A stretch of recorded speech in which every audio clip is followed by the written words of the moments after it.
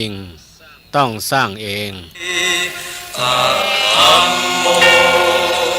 จะวินาโสธัมโมภเวรัคติธัมมาจาริธรรมส่องสว่างสู่ทางสุขสีอรหังสัมมาสัมพุทโธภาควาพระผู้มีพระภาคเจ้าเป็นพระอรหันต์ดับเพลิงกิเลสเพลิงทุกข์สิ้นเชิงตรัสรู้ชอบได้โดยพระองค์เองพุทธังภาควันตังอภิวาเทมิข้าพระเจ้าอภิวาทพระผู้มีพระภาคเจ้าผู้รู้ผู้ตื่นผู้เบิกบานสวากขาโตภะคะวะตาธัมโมพระธรรมเป็นธรรมที่พระผู้มีพระภาคเจ้าตรัสไว้ดีแล้วธัมมังนะมัสสามิข้าพระเจ้านมัสการพระธรรมสุปฏิปันโนภะคะวะโตสาวกสังโฆพระสงฆ์สาวกของพระผู้มีพระภาคเจ้าปฏิบัติดีแล้วสังฆังนะมามิข้าพระเจ้านอบน้อมพระสงฆ์นะโมตัสสะภะคะวะโตขอนอบน้อมแด่พระผู้มีพระภาคเจ้าพระองค์นั้นอะระหะโตซึ่งเป็นผู้ไกลจากกิเลสสัมมาสัมพุทธัสสะตรัสรู้ชอบได้โดยพระองค์เองคำจุนโลกนี้นิรันดร์ธัมโมจะวินาโสธัมโมภเวขอถวายความเคารพพระมหาเถระพระเถรานุเถระเจ้าคณะพระสังฆาธิการครูบาอาจารย์ตุลุงตุป่อตุปีตุนาลูกพระลูกเนนผู้มีภูมิรู้ภูมิธรรมจุตนจุองค์อันใหม่มีพระเดชพระคุณหลวงพ่อท่านพระครูนิวิตศรีละสังวรเจ้าคณะอำเภอเวียงป่าเป้าหลวงปู่พระครูปฏิภาณธรรมทินเจ้าอาวาสวัดอรัญญวิเวกคีรีเป็นเก้าเป็นประธานก็ขอความผาสุกในธรรมจงมีแก่บรรดาศรัทธาญาติโยมสาธุชนพุทธบริษัททั้งหลายก็ค่ำของคืนวันนี้เราได้มาพบกันในรายการธรรมะคนสำหรับคนนอนดึกซึ่งตามปกติก็ดำเนินรายการโดยตุลุงดอยเนาะเปิ่นจะมาทุกวันจันทร์แต่ตะกี้เนี่ยเมื่อทุ่มเกิงเปิ่นได้โทรมาหาตุเจ้าบอกว่าท่านมาหาอยู่ไหนก็อยู่วัดเนี่ยกะครับตุลุงใจเนี่ยอย่างครับขจายไปออกรายการแตนตุลุงกำมันจะได้ก็เปิดคอมมามืดตึ๊บตื้อหน้าคอมโอ้ครับโนบอกมากลับมาแล้วนะ บอกมากลับมาเลยก็ได้มาตันเวลาก็เลยโทรบอกให้หลวงพ่อท่านพระโคนิวิทย์เนาะเพราะว่าห้องทรงนี่จะอยู่ที่วัดห่างต่ำเนาะห้องทรงสถานีสมาต่อหลวงพ่อขอเปิดคอมเปิดเพลงละให้ผมกำนี่เนาะซึ่งก็จากนี้ไปก็ไปหาวัดฮองโกก็ประมาณ 2-3 กิโลเนี่ยเนาะก็ว่าถ้าจะออกมาก็จะบัดตันนี่กะบัดตันเปิดคอมก็เลยขอสุ่มมาหลวงพ่อท่านพระโคตุลุงวัดห่างต่ำเปิดคอมให้นี่ก็ขอกราบขอบพระคุณเนาะตุลุงวัดห่างต่ำเนาะ ได้มามาพบกับวันนี้ก็ดำเนินรายการโดยอาตมาภาพพระครูปริยัติรัตนโชติหรือพระมหาเสาแก้วชุติเมธีได้มาพบกันวันนี้ก็เป็นวันจันทร์ที่8เดือนกันยายนพุทธศักราช2568ตรงกับแรม1ค่ำเดือน12เหนือเดือน10ใต้วันนี้มาจัดแตนเด้อมาจัดแตนเสียงจะโอ้เหมือนตุลุงดอยนี่คงจะบ่เหมือนเด้อวันนี้ก็FC ของตุลุงดอยอดใจเอาเด้อวันนี้ห้องกูมาตัดแต่มาจัดแตนถ้าใครฮู้ว่าของตุลุงดอยเป็นยังไงวันใดวันทำไมวันนี้ตุลุงดอยบ่มาจัดรายการก็โทรไปหาเปิ้นได้เด้อว่าจะได้ว่าวันนี้เปิ้นบ่ทันได้ออกนี่นะก็บ่เป็นหยังเนาะซึ่งตามปกติถ้าว่ารายการของไผและท่านใดที่เปิ้นมาจัดมีความคัดข้องหรือติดธุระติดงานกิจการงานคณะสงฆ์ก็ดีบ่ได้มาจัดก็ดีไผว่างก็จะมาจัดแตนกันเนาะหรือว่าเอาละคอมมันมีปัญหาเน็ตมันมีปัญหาที่ไหนเปิ้นบ่คัดข้องก็เฮาก็เปลี่ยนกันออกเนาะขอกันออกไปเพื่อบ่ให้รายการมันว่างเว้นเนาะมันว่างเว้นก็สำหรับศรัทธาญาติโยมที่เปิ้นติดตามฟังถ้าว่าวันใดบ่มีรายการของพระนักจัดรายการที่เปิ้นรับผิดชอบเป็นวันไปมันก็จะง่อมหานี่นะวันนี้ก็ถ้าไผกลัวง่อมก็โทรไปถามตุลุงดอยก็ได้เด้อว่าจะได้วันนี้ จะวันนี้จะได้มันได้มาออกนี่นะก็โทรถามเพิ่นได้เนาะก็วันนี้ที่ได้มาก็มากระทันหันเนาะมากระทันหันมาถึงก็หลวงตุลุงวัดทางต่ำเพิ่นก็เปิดคอมท่าไว้ฮื้อนี่พอดีเนาะก็ได้ตันมาออกอยู่แต่ว่าคืนนี้คงจะบ่ได้ยินเสียงสวดมนต์ของน้องๆกลุ่มโยพุทธสัมพันธ์เนาะเพราะบ่ได้บอกให้เขาล่วงหน้าจะบอกกระทันหันนี่ก็บ่ตันเพราะว่าอยู่คนละที่เนาะมันบ่ได้อยู่ที่เดียวกันก็วันนี้ก็มาดำเนินรายการธรรมะเพื่อชีวีเนาะรายการธรรมะเพื่อชีวีมาคนเดียวนะวันนี้นะก็คืนนี้จะได้มานำเสนอธรรมะประยุกต์ในหัวข้อเรื่องความเป็นพระหูสูตรตามแนวมงคลสูตรข้อที่7นะข้อที่7มันจะเป็นอย่างใดเนาะก็ตะวานี้เนาะก็บรรดาศรัทธาญาติโยมทั้งหลายก็ได้ไปทำหน้าที่ของเจ้าพุทธทำหน้าที่ของเจ้าพุทธก็คือตามประเพณีที่ได้ปฏิบัติกันมาในเดือน12เพ็งเนาะถ้าว่าตั้งเหนือเนาะภาคเหนือนี่เปิ้นก็ห้องว่าประเพณีตาลเปรตตะพีเนาะประเพณีเดือน12ถ้าว่าตั้งกลางประเพณีเปิ้นฮ้อไว้ในประเพณีสารทะถ้าจำบ่ผิดเนาะถ้าจำผิดก็ขอสุมมาตัวเองถ้าเป็นตั้งภาคใต้เปิ้นฮ้อว่าประเพณีชิงเปรตเนี่ยถ้าตั้งอีสานเปิ้นก็ว่าประเพณีเข้าบุญประเพณีเข้าบุญประดับดินเนี่ยถ้าว่าจำบ่ผิดนะเนาะก็ความหมายหรือว่าจุดประสงค์ก็คือการทำบุญทานไปหาผู้ที่ล่วงลับดับขันไปแล้ว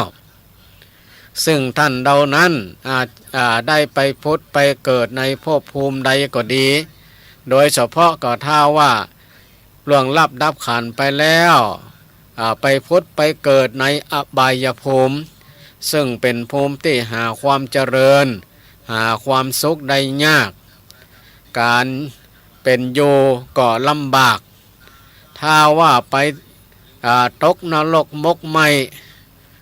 ในขุมต่างๆบ่ฮู้ว่าจะกี่ร้อยกี่พันกี่หมื่นปีนี่นะกว่าจะพ้นจากแดนต่างๆเพราะฉะนั้นในเดือน12นี่เพิ่นว่าเป็นเดือนตีบพญายมพิบาลจะได้ปลดปล่อยยังดวงจิตยืนยันต่างๆเฮือได้มาหับมากินมาบริโภคของกินของทานตีญาติพี่น้องตีมีชีวิตอยู่ยังเมืองคนได้ไปทำบุญทำทานทานขันเข้าขันป่าไปฮืออีนะเมื่อท่านเหล่านั้นได้ได้มาหันญาติพี่น้องทำบุญก็จะได้อนุโมทนาได้หับกินหับทานได้กินได้บริโภคเมื่อได้หับกินหับทานหับกินบริโภคแล้วก็ถือว่าเป็นผู้ที่มีบุญเนาะที่มีบุญเมื่อมีบุญแล้วก็จะพ้นกรรมพ้นเวรยังดินแดนอบายภูมิต่างๆแล้วก็จะได้ไปพุทธไปเกิดในภพภูมิที่ดียิ่งขึ้นไปและเมื่อท่านนั้นมาคิดว่าที่เฮาได้พ้นจากความทุกข์ยากลำบากต่างๆนี่เพราะไผก็เพราะลูกหลานตันเต้าญาติพี่น้องที่อยู่ยังคนทำบุญอุทิศไปฮื้อนะเปิ้นก็จะกราบมาอวยพรให้เฮาอยู่ดีมีสุขอย่ามีโลภะปยาธิมาเบียดเบียนจะทำมาค้าขายอันยังก็ฮือมีกำหมกำไห้นี่เนาะหิมาก้าขึ้นจะทำให้ทำสวนปลูกพืชพักธัญญาหารอย่างต่างๆก็ขอให้มันได้ผลได้เม็ดได้หน่วยเต็มที่นี่นะเม็ดหน่วยเต็มที่อย่ามีสิ่งที่เป็นศัตรูของพืชพันธุ์ธัญญาหารมากินมาทำลายเนาะหรือว่าอย่าติดเชื้อติดโรคต่างๆนี่นะก็ท่านเหล่านั้นเปิ้นก็จะมาอำนวยอวยพรให้เฮาอยู่สุขสบายเนาะอยู่สุขสบายหิมาก้าขึ้นทำให้ทำนาทำให้ทำสวนก็ได้ผลผลิตที่ดีอันนี้ก็เป็นกุศโลบายที่ว่าครูบาอาจารย์เปิ้นสอนสืบกันมาเนาะในตรงกันข้ามถ้าว่าญาติพี่น้องที่ล่วงลับดับขันไปแล้วที่เรียกว่าบุพเปตพีคือผู้ที่ละไปในก่อนก็คือผู้ที่ล่วงลับดับขันไปแล้วก็ปีกมาบ้านมาจองไปที่ไหนไปวัดใดอารามใดก็บ่หันลูกหันหลานจะทำบุญอุทิศไปฮื้อเนาะจะไปที่วัดนั่นก็มีไฟวัดใต้ก็บ่มีวัดเหนือก็บ่นี่ไปปะใส่หมู่เดียวกันก็ถามกันว่าสู่ได้หรือยังได้กินได้บริโภคได้รับของกินของทานหรือยังนี่นะถ้าเขารอนั่นก็บอกว่าโอ้เฮาได้แล้วเฮาได้กินอิ่มนำสำราญแล้วและสู่เจ้าเหรอโอ้ข้านี่ก็ยังบ่ได้กินอย่างตั้มบ่เดียวหิวก็หิวอยากก็อยากควายก็ควายมานักแก่ละไปหาปีหาอีก็ดักปิงไปหาอีล่าก็ดักปิงไปหาบ่อ้ายก็ดักปิงโอ้เขาถึงบ่กึดตึงหาเฮากำแล้วเมื่อเฮาอยู่ยังคนเนี่ยบ้านเฮาก็เกิดฮื้อตีบ้านตีจองก็มีฮื้อตีให้ตีหน้าก็มีฮื้องัวควายก็มีฮื้อหยังก็มีฮื้อเนาะอยู่สุขสบายตายไปแล้วเฮาก็บ่ได้เอาเข้าของหยังติดตามติดตัวไปนี่นะละฮื้อเขาโอ้เขาก็ถึงบ่เกิดถึงเฮากำแล้วนี่เนาะหรือบางคนเมื่อยังมีชีวิตอยู่สร้างแต่กรรมแสเว้นสร้างแต่สิ่งที่มีปัญหาเนาะเพราะฉะนั้นเมื่อตัวสร้างอย่างใดทำอย่างใดปลายบ่ได้เป็นตัวอย่างที่ดีแก่ลูกแก่หลานเนาะ สร้างความลำบากสร้างความเดือดร้อนให้ลูกให้หลานแหมต่างหากตัวเองก็บ่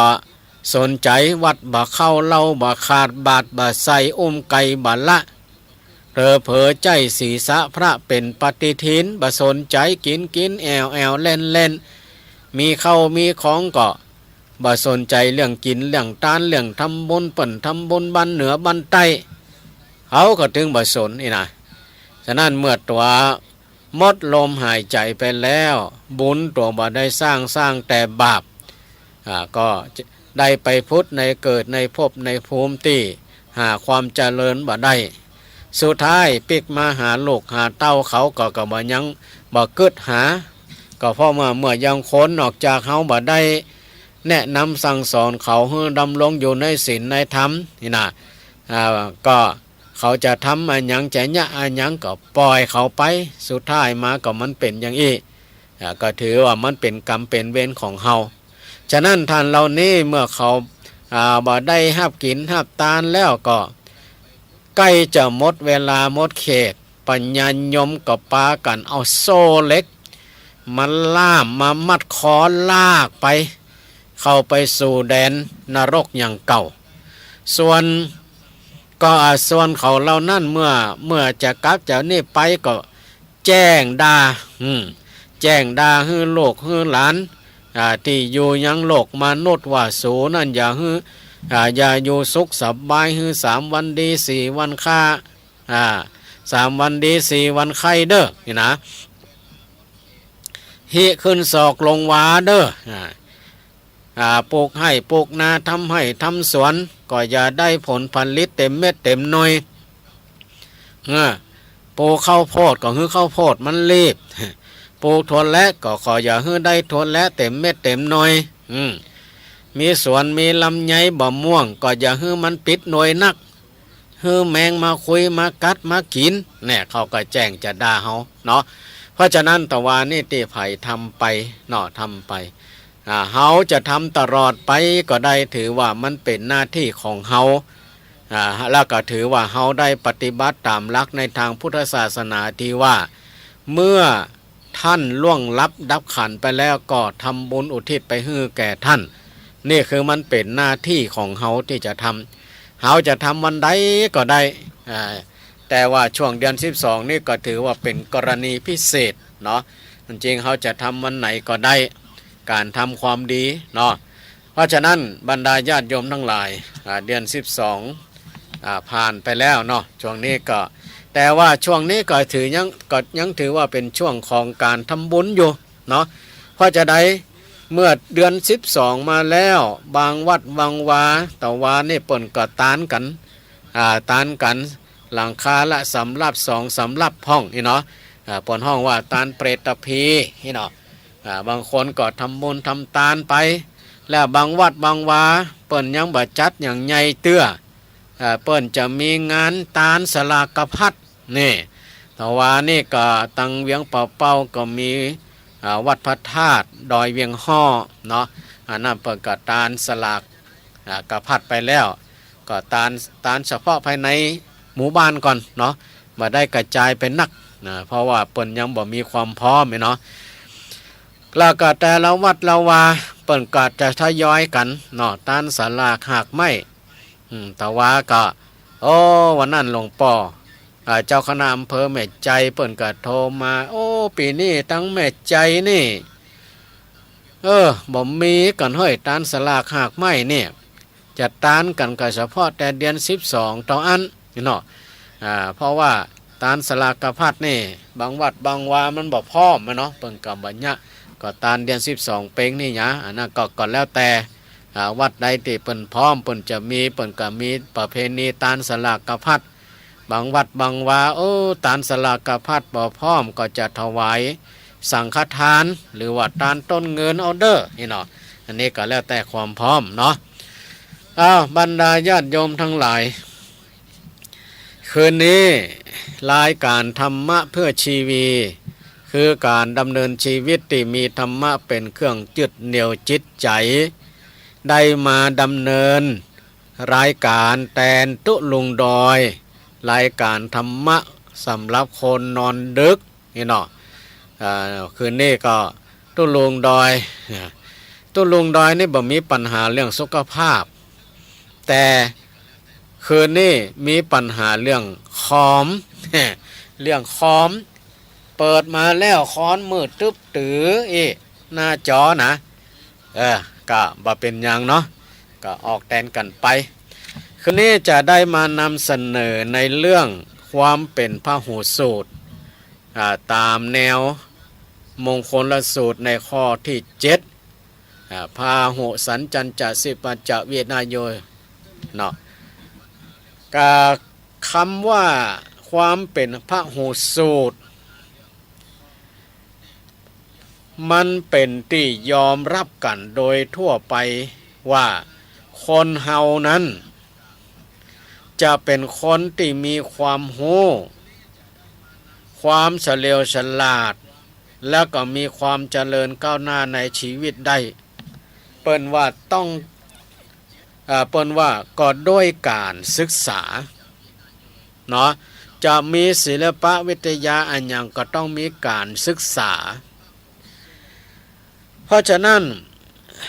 คนเฮาที่เกิดมาทุกคนนั้นบ่ใจว่าไผเกิดมานั่นจะมีความพร้อมทุกอย่างบ่มีความพร้อมเหมือนกันหมดนะทุกสิ่งทุกอย่างเฮาต้องมาหิมาหามาเสาะเอาเมื่อเฮาเกิดมาเป็นคนเป็นมนุษย์มาเสาะมาหาในโลกนี้ต่ออันสิ่งที่จะติดตามติดตัวเฮามาก็คือบุญและบาปที่เฮาสร้างไว้ทำไว้ในอดีตชาติในภพชาติอื่นๆบุญบาปน่ะที่จะติดตามตัวเฮามาแต่ทุกสิ่งทุกอย่างนั้นทุกคนเกิดมานั่นบ่มีความพร้อมเหมือนกันสักคนเนาะเกิดมาพบเสื้อผ้า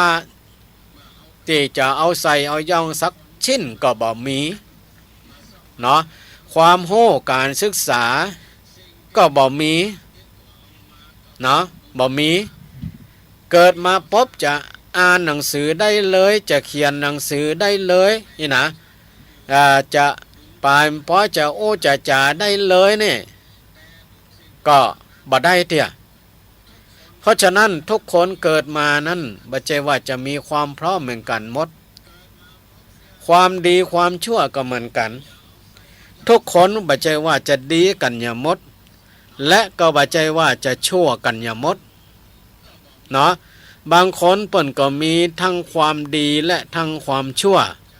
บางคนก็มีความชั่วนักบางคนก็มีความดีนักนะมันไม่ใช่ว่าจะพร้อมกันบางคนเกิดมา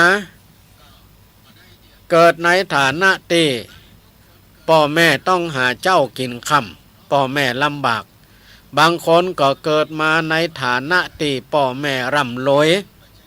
นี่นะร่ำรวยแต่ทุกคนนั้นก็จะต้องเสาะหาอยู่นะเสาะหาอยู่ถ้าเขาจะต้องการเงินก็ต้องทำการทำงานหิหามาหิหาเงินทองมากว่าจะได้เนาะนี่แหละอันอย่างทุกสิ่งทุกอย่างเหมือนกันเพราะฉะนั้นคนเฮาที่จะมีความโหมีความเฉลียวฉลาดนั้นตลอดถึง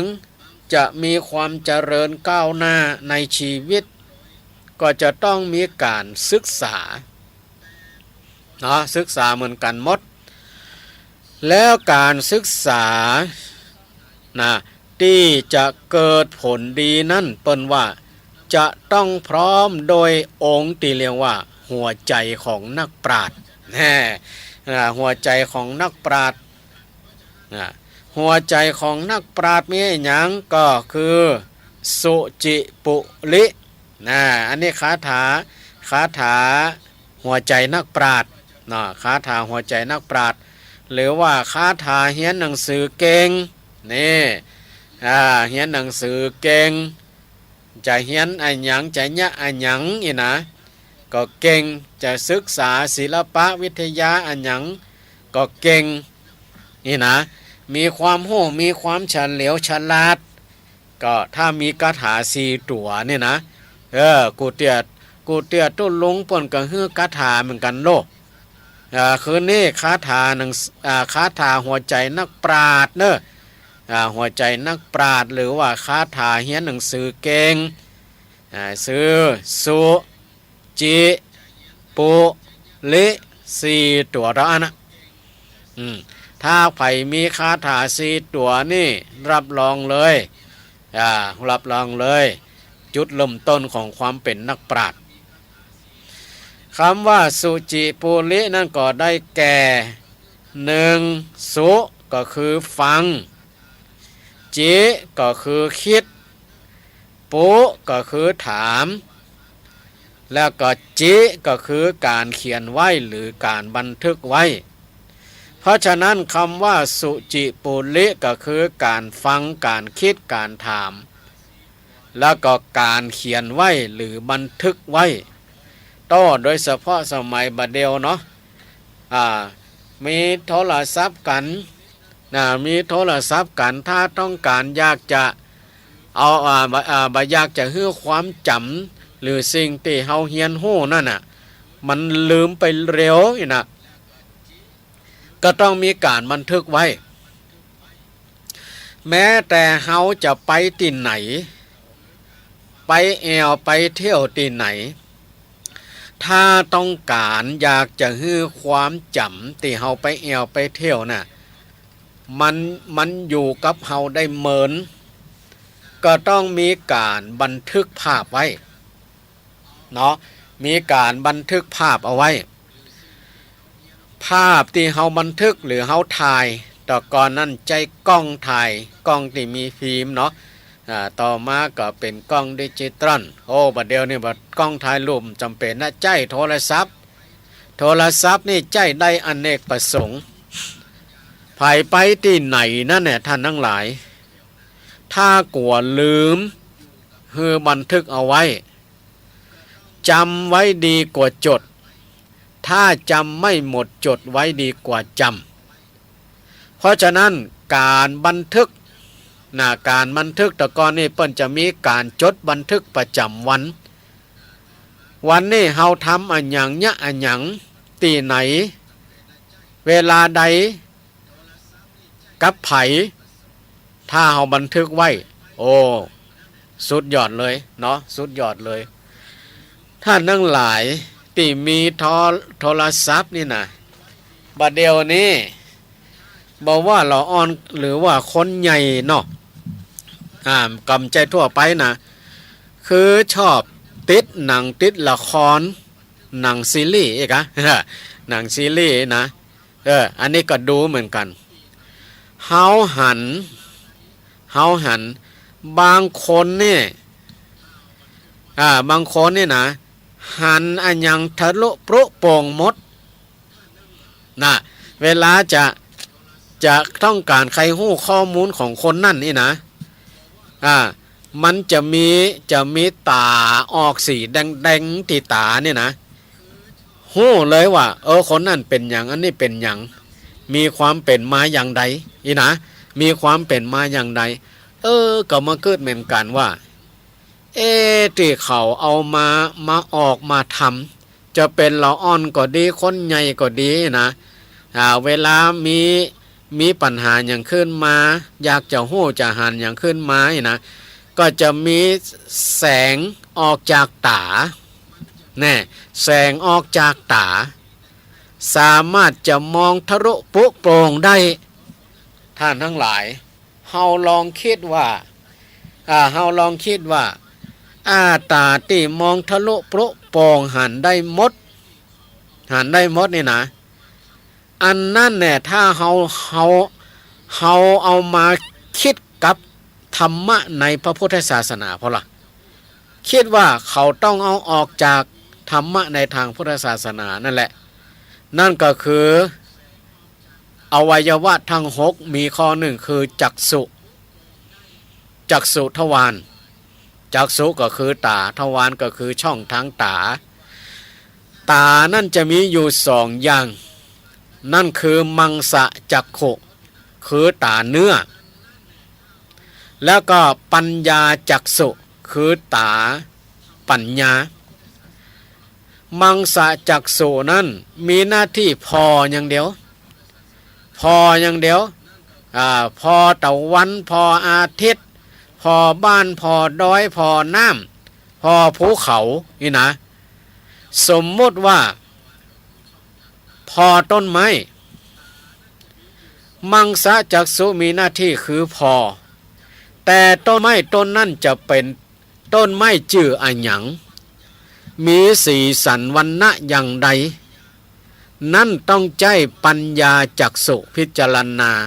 ตานี่คือตาที่จะมองทะลุปรุโปร่งต้นนั่นมาคือเป็นต้นไม้ซักนี่เนาะต้นไม้ซักมีสีมีเปลือกสีจะอันมีปี้สีจะอันมีเนื้อแกนดังในสีจะอันปัญญาจักษุนี่จะมองหันแล้วก็สามารถมองทะลุพอจะอันถ้าไผ่ไปที่ไหนนี่นะไปทัศนศึกษาหรือว่าไปแอวที่ไหนอย่าไปรับอย่างเดียวถ้าไปแล้วขึ้นรถแล้วก็รับเลยมันบ่ได้อันอย่างมันบ่หันอันอย่างมันบ่หันอันอย่างละถ้าคนใดไปแล้วขึ้นรถไปนะพอสองข้างต่างไปล่ะพอป้ายพอเนาะนะบัดเดี๋ยวนี้เขาผ่านหมู่บ้านอันหยังตำบลอันหยังอำเภออันหยังจังหวัดอันหยังเขาจะไปเนี่ยสมมติเขาจะไปที่ไหนไปจังหวัดนครสวรรค์ซึ่งอยู่ภาคเหนือตอนล่างของประเทศไทยและมันผ่านจะสมมติว่าอยู่จังไห้เนี่ยจะไปนครสวรรค์ผ่านกี่จังหวัดผ่านกี่จังหวัดบางคนขึ้นรถก็รับแล้วก็เลยบ่ฮู้ว่าไปผ่านที่ไหนไปพ้องถึงไหนพ้องนี่นะบ่ฮู้บ่หันในหยังสู้เฮาอยู่บ้านรับเนี่ยดีกว่ามันต้องไปถ้าไปแล้วมันนักรถบ่ได้มันเสียเวลาคือคนที่เปิ้นสนใจบ่รับมันนอนเปิ้นพอแม่คืนเป็นเวลารับแม่วันว่าจะเวลารับอีนะคนที่ไปนั่งรถไปแล้วไปรับเนี่ยเอาเปรียบคนขับรถเด้อโอ้คันขับรถนี่ตาเปิ้นแข็งเป๊กไอ้คนที่นั่งไปแทนที่จะโอ้จะจ่าโดยเป็นนั่งรับอย่าขนขอกเนี่ยเอาเปรียบคนขับรถเด้อเอาเปรียบคนขับรถนะเพราะฉะนั้นเวลาไปไหนจะไปรับอันมันบ่ฮู้บ่หันละปัญญามันจะเกิดขึ้นตอนนี้แหละคือปัญญาจักษุไงได้ฮู้ได้หันตินี่สถานที่นั่นเปิ้นเรียกว่าอันหยังตัดนั่นเปิ้นว่าอันหยังป้ายนั่นเปิ้นเขียนว่าจังใด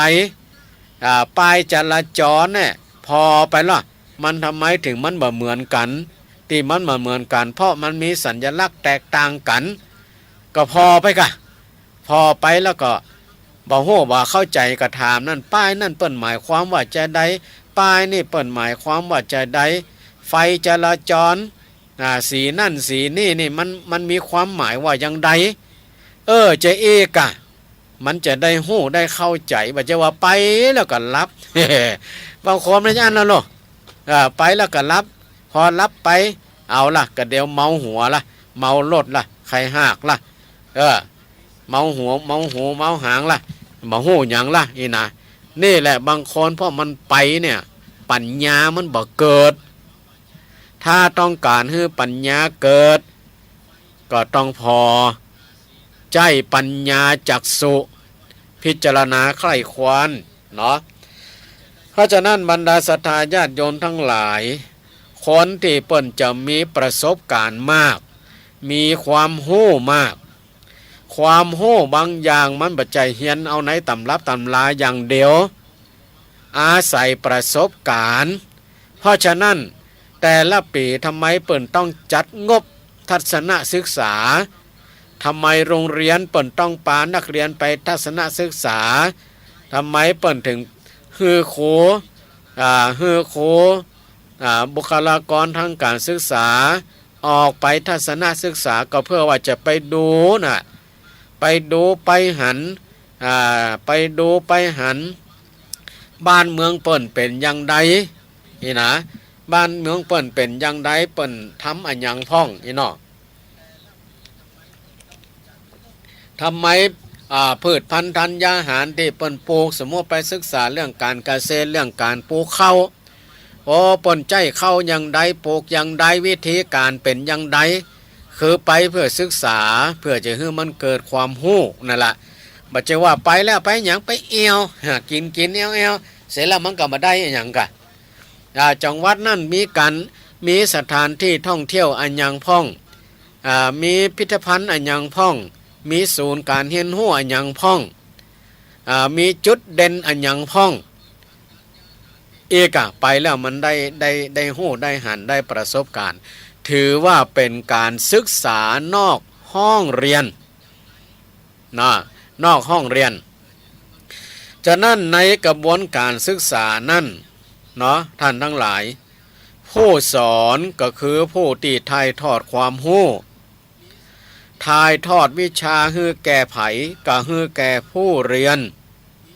ให้แก่ผู้เรียนโดยวิธีการสอนก็แบบต่างๆ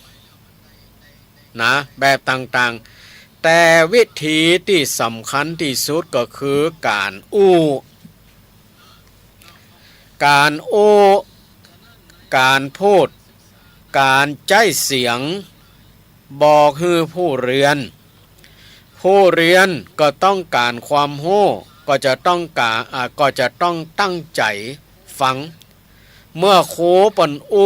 เฮาก็ต้องตั้งใจฟังต้องตั้งใจฟังต้องหู้จักฟังต้องหู้จักฟังหู้จักคิดหู้จักซักถามอย่าฟังแบบประเภทที่ว่าฟังปิกฟังปอกฟังนกกระจอกฟังนกเก้าแมวเหมือนกับคนเฒ่าคนแก่บางคนไปวัดไปวาไปฟังเทศน์ฟังธรรมนี่นะหรือว่าบางทีมีงานศพงานซากเนาะมีงานศพงานซากก็มีผู้คนทั้งหลายที่ไปร่วมกันในงานศพในงานศพมีในงานศพนั่นก็จะมีผู้ที่มานั่นหลายบ้านหลายจ้องหลายที่หลายต่างทุกเพศทุกวัยจะไปโดยเจตนาที่ไปกันนั่นคือจะไปร่วมเป็นเจ้าภาพไปฟังเทศน์ฟังธรรมกันนี่หรอเพราะฉะนั้นคนที่ไปนั่นบางคนก็ได้ความรู้ได้ความเข้าใจในสาระธรรมในงานศพนั้นแต่บางคนไปนี่บ่ได้อย่างเพราะคนที่ไปนั่นมันมีหลายประเภทที่ไปฟังประเภทที่หนึ่งปนห้องว่าฟังปิกฟังปิกก็เหมือนกับพวกเหมือนกับบางคนเวลาไปเนาะไปในขณะที่เปิ้นกำลังเทศน์ทำอยู่บาดใจเฉพาะในงานศพบางทีก็ไปวันพระวันศีลเปิ้นมีการเทศน์ทำในช่วงเข้าพรรษาเนาะจะเทศน์โดยกัมปีก็ดีเทศน์โดยบรรยายก็ดีบางคนออกบ้านไปพอไปถึงวัดเกิดใดแต่กี้ข้าออกมาจากบ้านเปิดไฟละไว้ก็หาเห็นหรอในขณะที่นั่งฟังเทศน์เนี่ยนะเปิดไฟละไว้ก็หาออกมาแล้วประตูบ้านปิดก็หาประตูหัวปิดก็หาก็ว่าปิดแล้วหรือว่าบ่ได้ปิดใจมันกึดไปตั้งหลังไงล่ะใจมันกึดไปตั้งหลังไงล่ะก็เลยฟังธรรมพอตูเจ้าเปิ่นเทศน์จะจบนิธิตังกิญญาสังวันนันนาวิเศษจะห้องเหตุก็บังคมสมเล็จเสด็จได้ยินหมู่ตั้งหลายเปิ่นสาธุกันตัวกันยกมือสาธุสุดท้ายไปถามเปิ่นตูเจ้าเปิ่นเทศน์จบแล้วกะเปิ่นเทศน์จบแล้วเหรอนี่แหละปนห้อฟังปิกมันก็บ่ได้อย่างสักอย่างเพราะใจมันไปที่อื่น ใจมันปิกไปบ้านไปจองห่วงลูกห่วงหลานห่วงสามีภรรยาพ่องนี่นะห่วงหมูห่วงหมาห่วงเป็ดห่วงไก่ห่วงงัวห่วงควายเพราะฉะนั้นคนประเภทนี้ไปมันก็ถึงบ่ได้นะฟังปิกประเภทที่สองนี่ไปนี่เปิ้นห้องว่าไปฟังปอกฟังปอกนี่ฟังอย่างใดเหมือนกับเขาจะกินผลไม้ที่อร่อยที่สุดในช่วงนี้ก็คือทุเรียนถ้าทุกคนกินทุเรียนนี่เรากินทุเรียนกินโดยบ่ฮู้ที่ว่ารสอร่อยของทุเรียนนั้นมันอยู่ที่ไหนที่เปลือกนั่นก็มีแต่หนามก็เข้าใจว่าต้องกินเปลือกกินเปลือกกะกินเปลือกกะกินหมดเปลือกนี่เนาะแล้วมันจะอร่อยก็มันจะอร่อยก็บางคนก็กินบะม่วงสุกส่วนมากเขาจะต้องปอกเปลือกออกก่อนแต่ถ้าจะกินถึงเปลือกถึงเนื้อเหรอก็แล้วแต่บางกะทิมีถึงฝาดถึงหวานถึงส้มถึงเปรี้ยวสูนกันนะเด้อแต่ถ้าเขาต้องการรสอร่อยก็ปอกเปลือกเอาอย่ากินเนื้อในมันนี่อย่างทุกอย่างผลไม้บางทุกอย่างทุกอย่างเกือบจะทุกอย่างนั่นส่วนมากเขาจะต้องกินเนื้อปอกเปลือกถ้าเขากินหมดก็แล้วแต่ว่าเขาจะคิดว่าเรามันเป็นอย่างใดก็เหมือนกับการเขาฟังเทศฟังธรรมเนี่ยการเทศธรรมนั่นมันก็มีหลายอย่างเนาะบางคนก็เทศแบบร้อยแก้วร้อยกองบางคนก็เทศมีหลายอย่างเนาะเทศแบบกำปีเทศแบบบรรยาย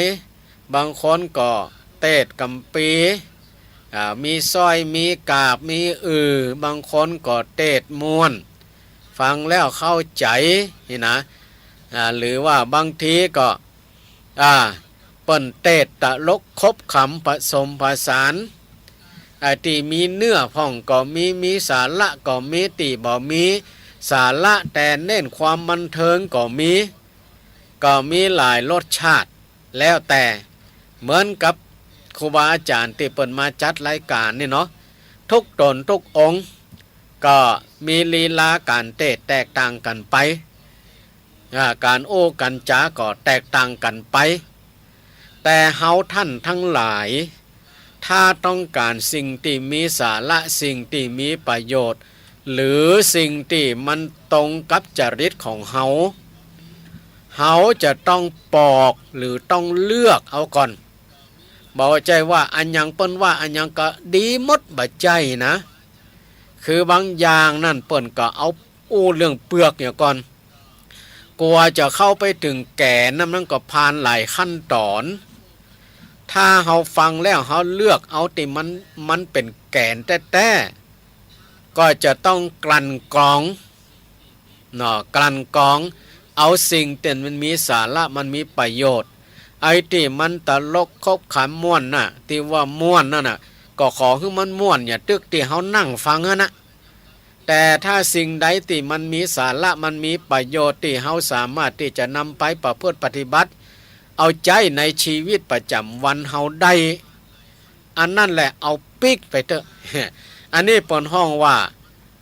ฝังปอกคือฟังแล้วเลือกเอาแก่นเอาสารเอาสาระประเภทที่สามคือฟังนกกระจอกมันเป็นอย่างไรนกกระจอกก็เฮาลองสังเกตพอ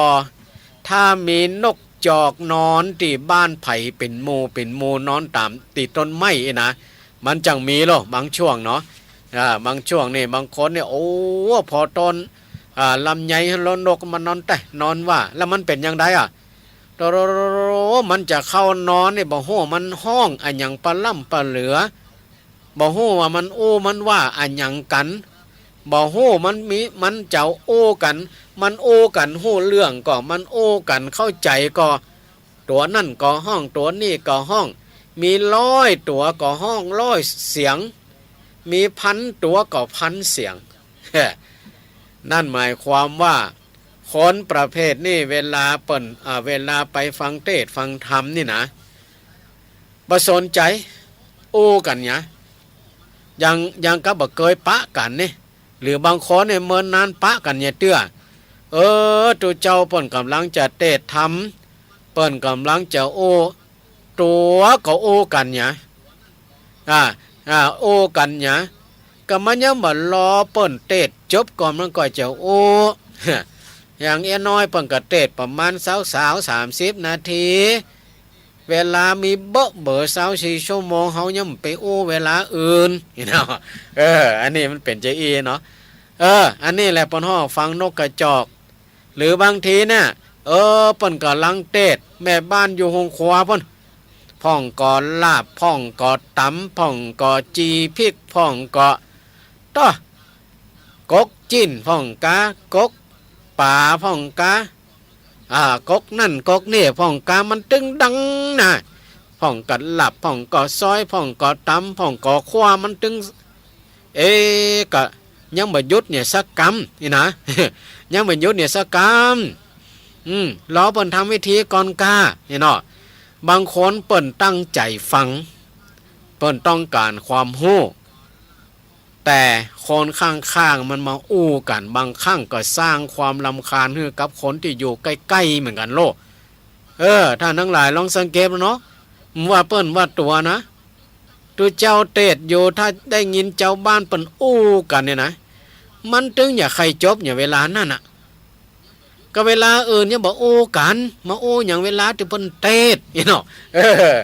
แต่มันใครมิ่งเหมือนกันโลกท่านทั้งหลายอันนี้แหละเปิ้นฮ้อฟังนกกระจอกนะฟังนกกระจอกตัวเจ้าก็เตะศรัทธาก็โอ้ก็มันย่ำเปลี่ยนกันเนี่ยกามเนี่ยเนาะยุดเนี่ยก่อนกะเนาะพอจะได้บางคนเปิ้นมีความตั้งใจเปิ้นต้องการความโหความเข้าใจในคติธรรมในการมาในงานนั้นๆแต่เฮาไปโอ้กวนทำอันนี้มันเป็นบาปนะเฮ้ยโอ้กวนทำย่ำปอไปโอ้สร้างความรำคาญให้กับคนที่เปิ้นตั้งใจจะฟังนี่นะประเภทที่สี่ฟังนกเก้าแมวประเภทนี่มีแต่จะรับอย่างเดียวมีแต่จะรับอย่างเดียวเนี่ยเหมือนกับบางคนเนี่ยเดนนี่ทุเจ้าโอ้ทุเจ้าเตดอยู่บางคนก็รับนะนี่บางคนก็เปิดให้อยู่แอบอยู่ห้าน่ะรับละไอ้ล่ะรับละทุเจ้าเด้อตื่นเด้อหังรับกันเตี้ยหังรับกันเตี้ยกำลัง2-3 ทุ่มอยู่เนาะไปลาดทุเจ้าโอ้โคตรเดียวกะหังรับกันเตี้ยแต่ก็ตามอัธยาศัยบางคนเปิ่นโอ้เมวันเปิ่นไปทำการทำงานอิดเหนื่อยเนาะก็จะรับกำเป็นยังตามอัธยาศัยเพราะว่าการฟังเทศน์ฟังธรรมนี่เฮาฟังแต่เสียงเนาะแต่เฮาบ่ฮู้ว่าตุเจ้านั่นเปิ้นมีหน้าตาอย่างใดที่เปิ้นอู้เปิ้นเทศน์บ่เดียวนี่นะก็บ่เป็นหยังจะรับก็ได้แต่ว่าวิธีฟังนั่นถ้าฟังประเภทอย่างที่4ฟังนกเก้าแมวคือฟังโดยเหงาโดยลับโดยบางทีก็ลาไปหย่าไปเอวประเทศต่างๆบางคนเปิ้นเทศน์อยู่ไปเอวอย่างล่ะบางคนก็ไปอิสราเอลโฟดไปเลมานอนไปเอวประเทศต่างๆไปหยังนะก็เลยฟังบ่ฮู้เรื่องเพราะฉะนั้นถ้าเราต้องการปัญญาต้องการความรู้ก็ฟังแบบประเภทที่2คือฟังปอกฟังแล้วเอาที่มันเป็นแก่นเป็นสารเป็นสาระเอาไปใช้ในชีวิตประจำวันของเราเพราะฉะนั้นการฟังนี่เฮาไปที่ไหนเนาะก็อย่าไปมัวแต่รับแต่นอนอย่างเดียวถ้าเฮาไปมัวแต่รับแต่นอนเฮาก็บ่ได้ความรู้บ่ได้ความรู้ใหม่ๆเนาะความรู้ใหม่ๆความรู้นอกตำรับตำราที่บ่มีเรียนในตำรับตำราบางอย่างก็ไปศึกษาแล้วโดยการไปเปิ้นฮ้อไปทัศนะคือไปดูไปหันไปพอก็ถือว่าเป็นการสะสมปัญญาสะสมความรู้เนาะ เพราะฉะนั้นคนที่ได้ฟังมามากคนที่ฟังมานักได้อ่านมานักได้ศึกษามานักได้แอวมานักนี่นะคนประเภทนี้เปิ้นว่าเป็นพระหูสูตรก็คือเป็นคนคงแก่เรือนคงแก่เรือนเป็นคลังแห่งวิชาการเป็นธนาคารแห่งศิลปวิทยาก็ย่อมเป็นผู้ที่สามารถปกครองตนแล้วก็โมคณะนั่นคือมีความสุขมีความเจริญได้นะถือว่าคนที่ได้ยินได้ฟังมามากนี่นะท่านได้ชื่อว่าเป็นคนที่สะสมประสบการณ์มามากเนาะคนยิ่งเฮียนมากเท่าใดศึกษามามากเท่าใดไปแอวที่ไหนมามากนี่นะโอ้บางคนนี่ไปแอวเนี่ยทุกเสาร์ทุกอาทิตย์อย่าไปว่าเปิ่นเด้อไปแอวอย่างปลาล่ำปลาเหลือไปแอวอย่างปลาล่ำปลาเหลือย่ำอยู่บ้านอยู่จองห้องพอละเวลามีเงินไปละก็ไปเป็นก็ไปเป็นเรื่องอย่างเปิ่นเนาะเขาจะไปว่าเฮาเปิ่นอย่างเปิ่นจะไปแอวอย่างไปที่ไหนจะไปนี่อย่างก็เป็นเรื่องของเปิ่นก้าเปิ่นไปเปิ่นใดเปิ่นไปเปิ่นมีความสุข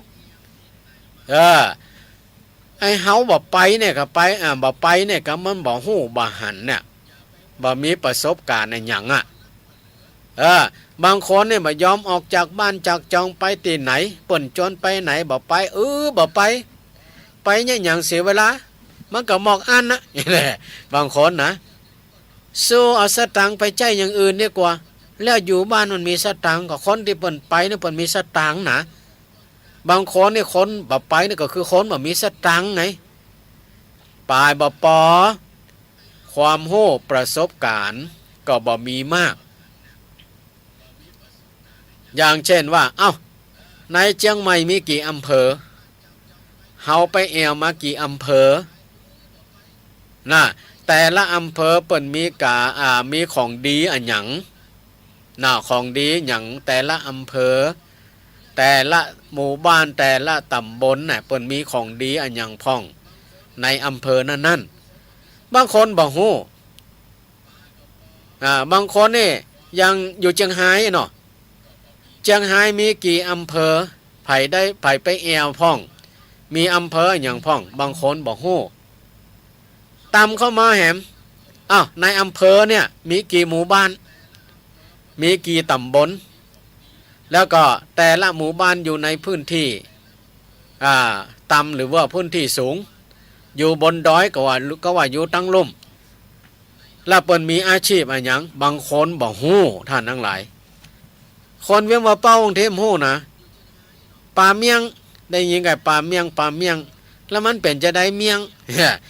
ป่าชามันเป็นอย่างใดเมียงมันเป็นอย่างใดต้นกาแฟมันเป็นอย่างใดเปิ้นปลูกที่ตั้งไหนตั้งใดบางคนบ่ฮู้ท่านทั้งหลายกันนี่แหละก็มันบ่ไปที่ไหนมันไปฮู้จะได้เนาะเพราะฉะนั้นเวลาเปิ้นไปที่ไหนเนี่ยเฮาบ่ต้องไปอิจฉาริษยาบ่ต้องไปว่าเปิ้นไปเนี่ยหยังไปแอวเนี่ยหยังเบิดก็ไปมีตังค์บ่เก็บไปพ่องบ่ต้องไปว่าเปิ้นก็ฮู้ประมาณของเปิ้นแหละถ้าเปิ้นบ่มีสตังค์เปิ้นไปจะได้เนาะสดาเนาะพอโอ้ยเมโอ้ยเตโอ้เปิ้นมีการไปตานเตียนไหนกูไปเนาะจะไปจะได้ฮู้ได้หันได้ประสบการณ์อีกเนาะอันนี้แหละบรรดาญาติโยมทั้งหลายการฟังนั่นท่านทั้งหลายถ้าเฮาฟังเป็นเนี่ยเปิ้นว่าย่อมได้อานิสงส์ของการฟังการหันนี่นะเปิ้นว่าถ้าเฮาฟังเป็นดูเป็นจะได้อานิสงส์นั่นก็คือ1ได้ฟังสิ่งที่ยังไม่เคยฟัง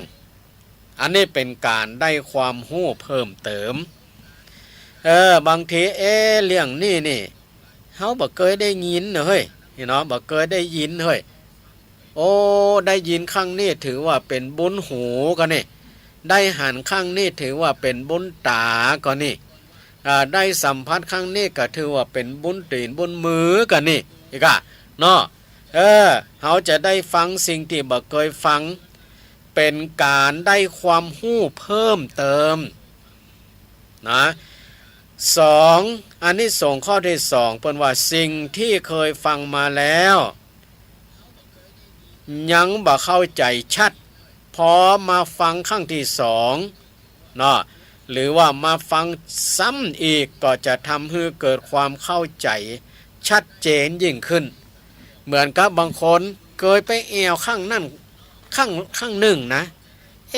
ก็จำบอกใครได้ดีเฮ้ยมันเป็นยังไงฮะนี่เนาะ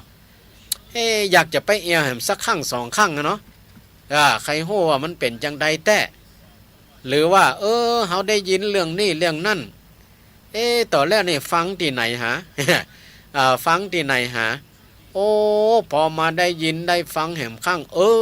เกิดใดละเข้าใจละเข้าใจละแต่ก่อนนี่เขาไปตีหันไปตีนี่รู้เนาะพอไปหันข้างที่สองจำได้ละจื่อนั่นจื่อนี่หรือได้ยินเปิ้นอู้เรื่องนั่นเรื่องนี่มาพอมาฟังซ้ำอีกเพราะฉะนั้นถึงวันนี้บรรดาญาติโยมทั้งหลายพระอาจารย์รายการนี่ทุกตนทุกองค์บางทีเปิ้นก็ซ้ำกันไปซ้ำกันมาเนาะซ้ำกันไปซ้ำกันมาแต่เฮาอย่าพึ่งตัดสินว่าได้ยินมาแล้วได้ฟังมาแล้วบัดแน่สิ่งที่เฮาได้ยินได้ฟังครั้งแรกนั่นบางทีโตนั่นพระนักจารและการนั่นเพิ่นอาจจะแต่ไปนั่นคือบัดถึง 100% อาจจะได้สัก20%อีนะเพราะว่าความรู้ความเข้าใจของแต่ครูบาอาจารย์แต่ละโตนั่นบางทีก็หู้ลุ่มลึกไปบัดเท่ากันเนาะพอมาฟังตนที่สองเปิ้นมีความหู้ความเข้าใจลึกแหมน้อยเขาก็เกิดความเข้าใจแหมอีกอ่ะนี่เป็นอานิสงส์ของการฟังหรือได้หันได้ยินได้ฟังก็ดีเนาะ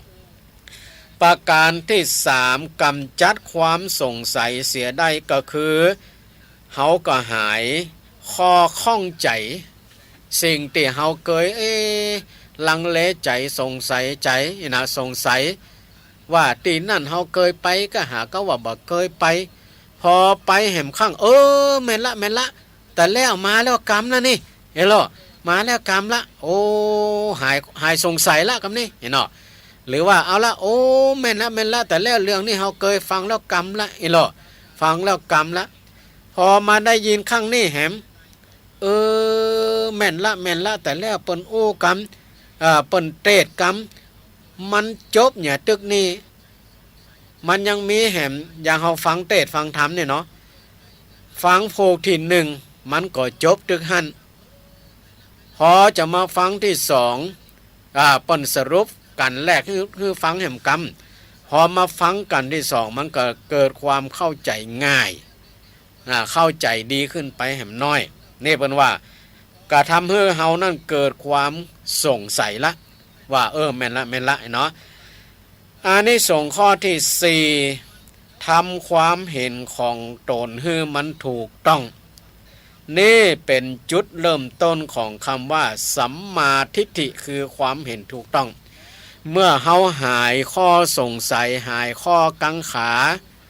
ได้หู้ได้หันได้ฟังแล้วแน่ใจชัดแล้วนะก็ทำให้เฮามีความเห็นถูกต้องบ่ต้องสงสัยอย่างละแม้แต่การปฏิบัติอย่างต่างๆถ้าเฮาปฏิบัติไปขั้นนั้นพอไปถึงขั้นสูงสุดแล้วเกิดความรู้ความเข้าใจหายสงสัยละต่อไปก็ทำให้จิตใจของเขานั่นผ่องใสบ่มีความสงสัยอย่างละเนาะบ่มีความสงสัยละอันนี้แหละปนว่าอานิสงส์ของการฟังเนาะความเป็นพหูสูตรก็คือความเป็นคนคงแก่เรียนอาจจะแบ่งออกได้เป็นสองประการก็คือความเป็นพหูสูตรในพระธรรมวินัย 2. ความเป็นพหูสูตรนอกพระธรรมวินัยมันเป็นอย่างไรความเป็นพหูสูตรการศึกษาพระปริยัติธรรมหรือการเรียนพระไตรปิฎกอันเป็นพระพุทธวจนะมีความรู้ความเข้าใจมากจนเกิดความฉลาดแตกฉานในพระไตรปิฎกอันนี้จัดเป็นพหูสูตรในพระธรรมวินัยนะคือความเป็นพหูสูตรในพระธรรมวินัยนะหรือว่าความเป็นพหูสูตรในพระธรรมวินัยคือในพระพุทธศาสนาในพระศาสนาประการที่สองความเป็นพหูสูตรประการที่สองก็คือการศึกษาศิลปะวิทยาการต่างๆนอกจากพระไตรปิฎกจนมีความรู้ความฉลาดในศิลปศาสตร์หรือการศึกษาหรือเรียนต่างๆนอกพระไตรปิฎกนี่นะอันนี้เปิ้นจัดเป็นพระหูสูตรนอกพระธรรมวินัยก็คือนอกพระพุทธศาสนาก็เหมือนกับการเรียนตั้งโลกและตั้งธรรม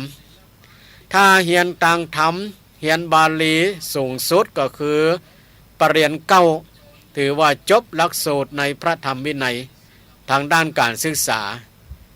จบหลักสูตรแต่ทางด้านการปฏิบัติการปฏิบัติถ้าปฏิบัติจนถึงขั้นสูงสุดจนเป็นพระอรหันต์ถือว่าจบแต่ถ้าว่าปฏิบัติบัดถึงขั้นพระอรหันต์ยังบัดจบหรือว่ายังบับรรลุพระอรหันต์เตื้อนะก็ถือว่าการปฏิบัตินั้นยังบัดจบเตื้อเพราะฉะนั้นการศึกษากับการปฏิบัติการศึกษานั่นก็ตามหลักตีตังในเนาะแต่ก่อนก็เรียนนักธรรมถ้าจบนักธรรมเอกก็คือว่าจบละ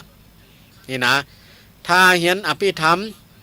ก็จบอภิธรรมเอกก็จบละเนาะจุลติจุลโทจุลเอมัชชิมัตติมัชชิมอุดมติถึงนี่ละก็ถือว่าจบอภิธรรมอภิธรรมถ้าเป็นบาลีก็ถึงขั้นปรริญญาเก้าก็คือจบแต่การปฏิบัติการปฏิบัติถ้าดำเนินไปถึงขั้นอริยมรรคคือมรรคมีองค์8เนาะเรียนไปถ้าถึงขั้นโสดาปัตติมรรคก็ต้องเฮียนปฏิบัติไปจนถึงขั้นโสดาปัตติผลสกทาคามิมรรคจบแล้วก็ต้องไปสกทาคามิผลอนาคามิมรรคก็จบแล้วไปถึงอนาคามิผลอรหันตมรรคแล้วก็ต้องเฮียนจนถึงอรหันตผลก็คือว่าจบการปฏิบัติก็คือว่าจบอันนี้แหละเป็นห้องว่าเป็นพระหูสูตรในพระพุทธศาสนาถ้าตั้งนอกเรียนจบป .1 ต้องเรียนป .2 ป .2 จนถึงป .6 จบป .6 แล้วก็ต้องไปเข้าชั้นมัธยมมัธยมก็คือม .1 ม.ต้นก็คือม .1 ม .2 ม .3 จบม.ต้นม.ปลายก็ม .4 ม .5 ม .6 จบขั้นมัธยมไปชั้นอุดมแหมอุดมแหมก็คือปริญญาตรีได้ปริญญาตรีแล้วเรียนกี่ปีก็ต้องไปเรียนปริญญาโทอีกจบปโทแล้วก็ต้องไปเรียนปเอกอีกจบปเอกแล้วก็เป็นด็อกเตอร์ละบ่ต้องได้เรียนอย่างละตามหลักสูตรทางโลกอันนี้เปิ้นก็ห้องว่าเป็นพระหูสูตรนอกพระธรรมวินัยเพราะฉะนั้นความเป็นพระหูสูตรทั้งสองประการนี้ย่อมเป็นปัจจัยที่จะช่วยให้เกิดความเจริญก้าวหน้าในทางวิชาการในทางวิชาการเพราะฉะนั้นบ้านใดเมืองใดที่มีคนผู้เป็นพระหูสูตรมาก บ้านนั้นเมืองนั้นก็ย่อมจะมีความเจริญก้าวหน้า บาล่าหลังดังนั้นความเป็นพหูสูตรนั้นพระพุทธองค์จึงทรงสรรเสริญว่าเป็นมงคลแก่ชีวิตเพราะเป็นปัจจัยสำคัญต่อการพัฒนาชีวิตทำให้ชีวิตมีความเจริญก้าวหน้ามีความสว่างด้วยสติปัญญาอยู่เสมอเนาะความเป็นพหูสูตรจะเป็นพหูสูตรทางโลกหรือว่าทางธรรมก็คือในพระธรรมวินัยหรือว่าในทางพุทธศาสนาหรือจะเป็นพหูสูตรนอกพระธรรมวินัยก็คือการศึกษาเราเรียนตั้งนอกนั่นแหละเนาะก็ผลที่มันออกมาสมมติว่าศึกษาเราเรียนทางโลกพอเรียนจบสมมติจบชั้นอะไรอย่างจบชั้นม.3 เนี่ยม.3 ทีนี้ม.3 ถ้าจะไปทำงานจะไปทำงานจะได้เงินเดือนเท่าใดสมมติจบม.3 ได้3,000ได้3,000เงินที่เราได้3,000นั่นก็คือเป็นผลของการศึกษาเราเรียนที่เราได้เรียนจบก็ถ้าเทียบเท่าก็คือเทียบเท่ากับความรู้ที่เรามีอยู่แต่ถ้าจบม.6 ม.6 นี่6,000แน่6,000อันนี้เป็นผลของความเป็นพหูสูตรที่จบม.6 ได้เงิน6,000ถ้าจบป.ตรีเหรอป.ตรีก็ได้หยา12,000นี่เนาะสมมติ12,000อันนี้ก็คือผลของการความเป็นผู้ได้ศึกษาเราเรียนทางโลกทางโลกก็เทียบเท่ากับคือมีคุณสมบัติก็คือได้เงินเดือนต่ออันจบป.โทเหรอจบป.โทได้อยู่เพิ่มขึ้นมาแหม18,000เนี่ย18,000อันนี้ก็เทียบเท่ากับความรู้ที่เฮามีอยู่จบป.เอกเหรอจบเอกเหรอจบเอกเงินเดือน 25,000อันนี้ก็เทียบเท่ากับความรู้ที่เฮามีอยู่เฮียมอยู่อันนี้ก็คือตังโลกถ้าไผมีความรู้มีการศึกษาสูงไปทำการทำงานก็ย่อม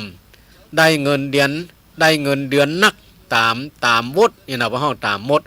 แต่บางคนวุฒิบ่สูงแต่มีประสบการณ์ทำงานง่ายๆเนาะมีศิลปะในการทำงานมากมีประสบการณ์มากอาศัยประสบการณ์ไต่เต้าขึ้นมามีเงินเดือนบางคนมีเงินเดือนเต้าคนที่จบเรียนเรียนนั้นชั้นเอกป.เอกเนาะปริญญาเอกเนาะก็พวกนี้ก็คือผู้ที่สะสมทางด้านศิลปะวิทยาบางอย่างเพราะว่าตำรับตำราอันอย่างบางอย่างนั่นมันบ่ได้เรียนในตำรับตำราคือมันบ่มีในหลักสูตรแต่บางทีมันมีในนอกหลักสูตรอย่างเช่นบางคนเปิ้นมีสูตรในการทำสมมติว่าสูตรทำก๋วยเตี๋ยวซึ่งเป็นสูตรที่เรียนสืบต่อกันมาจากรุ่นสู่รุ่นโดยที่บ่ได้เรียนได้ศึกษาในตำรับตำราแต่รับถ่ายทอดมาจากรุ่นสู่รุ่นนี่ก็ถือว่าผู้นั้นเป็นผู้มีอาชีพเป็นของตัวเองมีงานเป็นของตัวเองมีร้านเป็นของตัวเองมีบริษัทเป็นของตัวเองอันนี้ก็ถือว่าไต่เต้ามาจากตำรานอกตำราที่บ่มีในหลักสูตรที่เรียนเพราะฉะนั้นหลักสูตรที่เฮาเรียนถึงวันนี้ตั้งแต่ป.1 ถึงป.6 ม.1 ถึงม.6 ป.ตรีโทเอกนี่นะบางอย่างเฮาทำงานบ่ตรงกับสายที่เฮาเรียนก็มีเฮาเรียนก็มีแต่อย่างน้อยก็ถือว่าเฮาเป็นผู้ สะสมประสบการณ์ส่วนในทางพระพุทธศาสนาผู้ใดที่มีการศึกษามามากปลายบ่ปอมีการปฏิบัติสูงถึงได้ขั้นเป็นพระอริยสงฆ์ในทางพุทธศาสนาถือว่าเป็นผู้มีประสบการณ์มีความรู้เพราะฉะนั้นผู้ที่มีประสบการณ์มีความรู้ในทางพุทธศาสนาพระพุทธองค์จึงตั้งเป็นเอกคตะทางด้านเป็นผู้ที่ศึกษามามากมีประสบการณ์มามากมีความรู้มามากเพราะฉะนั้นบรรดาญาติโยมทั้งหลายไผที่ต้องการอยากจะมีความรู้มีการศึกษามีความเข้าใจมากถึงขั้นเป็นพหูสูตรต้องเริ่มต้นโดยคาถา4ตัวที่ว่าคือสุจิปุเรคือการฟังการคิดการถามการเขียนไว้หรือการบันทึกไว้สุจิปุเรคาถาหัวใจนักปราชญ์จะทำให้เขาเป็นผู้ที่มีประสบการณ์มีความรู้มีการศึกษามีความรู้มีการศึกษามีประสบการณ์มามากผู้ที่มีความรู้มีประสบการณ์มีการศึกษาได้รู้ได้หันย่อมเป็นผู้ที่ได้เปรียบในสังคม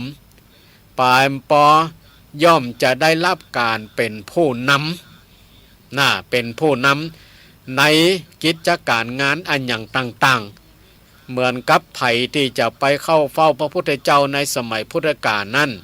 จะทำอันอย่างจะเนี่ยอันอย่างนี้จะต้องไปปรึกษานางวิสาขาอุบาสิกานางวิสาขาอุบาสิกานี่ถือว่าเป็นผู้ที่มีประสบการณ์มีความรู้มีความเข้าใจในทางพระพุทธศาสนามากเพราะฉะนั้นไผ่จะทำอันอย่างจะเนี่ยอันอย่างแม้แต่จะมีการตัดสินคดีความอันอย่างต่างๆเนี่ยบางครั้งก็จะต้องมีการเชิญนางวิสาขานั่นไปเป็นคณะกรรมการในการตัดสินทั้งนี้ทั้งนั้นก็เพราะว่านอกจากเพิ่นจะมีความรู้มีการศึกษาแล้วก็มีประสบการณ์มามากนั้นบรรดาญาติโยมทั้งหลายการสะสมประสบการณ์อย่างต่างๆเนาะการได้รู้ได้หันได้ฟังแม้แต่เฮาไปไปทัศนศึกษาไปตาลเตียนปีแล้วเฮาไปตั้งภาคอีสานปีนี้เฮาไปภาคทางตะวันตกไปถึงสุดเขตชายแดนทิศตะวันตกคือติดพม่าบางคนกับไปมาแล้วถือว่าเฮามีประสบการณ์เพิ่มขึ้นมีความรู้ได้หันได้เข้าใจมากขึ้นปีหน้าเฮาต้องไปกันใหม่ตอนนี้ก็3 ทุ่มครึ่ง3 ทุ่ม28เนาะเดี๋ยวจะขอพักเนี่ยสัก 2-3 นาทีก่อนที่เฮาจะได้เปิดสายหน้าไมค์ขอฟักสกรรมกันเด้อฟักเสียงสกรรมพระคติธรรมจาริงพระพุทธองค์ท่านทรงตรัสรู้เป็นสัพพัญญูตรัสสอนความจริ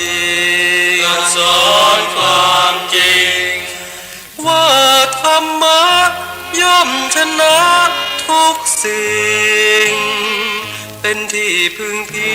งแก่ผู้ประพฤติชอบธรรมธัมโมจะวินาโสธัมโมภเวรคติธัมมจาริอำนาจใดๆก็ตามย่อมถึงความพินาศถ้าขาดธรรมะประจำไม่มีใครอยู่ ข้ามฟ้าเราต่างเกิดมาใช้กรรมจงอยู่ในศีลในธรรมคิดทำแต่กรรมที่ดีธัมโมจะวินาโสธัมโมภเวรคติธัมมาจาริธรรมส่องสว่างสู่ทางสุขสีคำจุนโลกนี้นิรันดร์ธัมโมจะวินาโสธัมโมภเวรคติธัมมาจาริ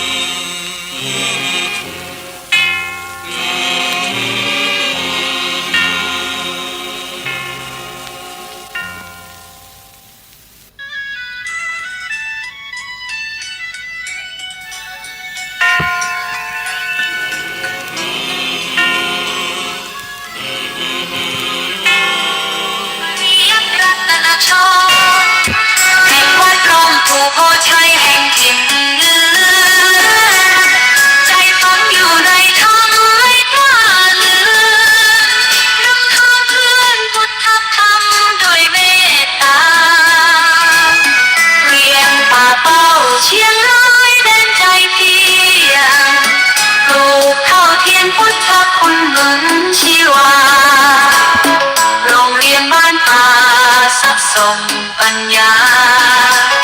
เด็กเยาวกล้าศรัทธาได้ศึกษาไกลโอ้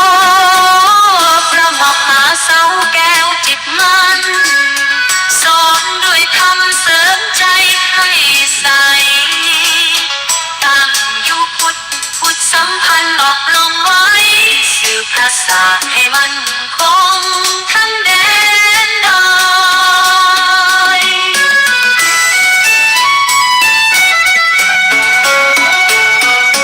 แจกทุนแก่ลูกหลานทั่วถิ่นไกลอบรมใจด้วยธรรมมันอ่อนช้อยอยสอนสวดมนต์สักพันยักเสียงพกพลอยบทแปรร้อยเชื่อมใจถึงสายธรรมศีลห้าเป็นหลักมั่นคงในชีวิตพ้นความผิดคิดชั่วด้วยศีลล้ำและโลภหลงลักโปรดเป็นประจ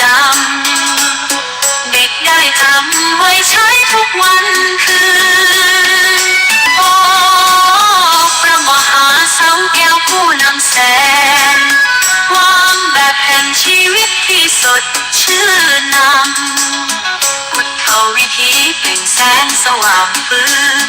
ให้ไทยรื่นโดยศีลล้นธรรมกำกับใจพระจิตอาสาแท้ไม่ผันปวนเดิมคำสอนด้วยปณิธานอันยิ่งใหญ่สืบพระพุทธศาสนาไว้ในหัวใจให้เด็กไทยเป็นคนดีตลอดกาล